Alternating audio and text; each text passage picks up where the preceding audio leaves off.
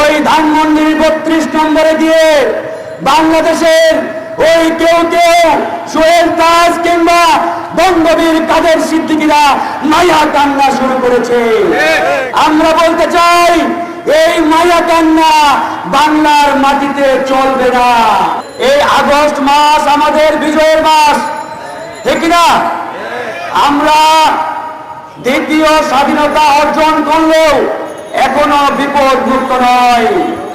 পরাজিত খুনি শেখ হাসিনার দোসরেরা এই বাংলাদেশকে বিপদে ফেলার জন্য ষড়যন্ত্র অব্যাহত রেখেছে।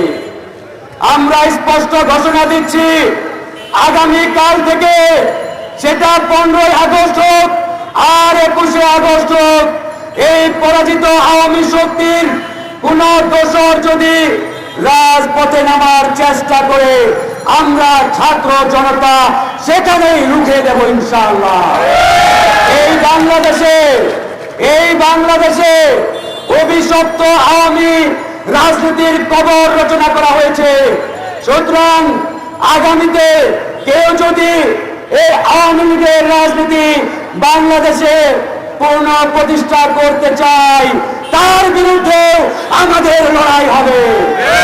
ইতিমধ্যে আমরা দেখতে পাচ্ছি ওই ধানমন্ডির 32 নম্বরে গিয়ে বাংলাদেশের ওই কেউ সোহেল তাজ কিংবা বঙ্গবীর কাদের সিদ্দিকীরা মায়া কান্না শুরু করেছে। আমরা বলতে চাই এই মায়া কান্না বাংলার মাটিতে চলবে না।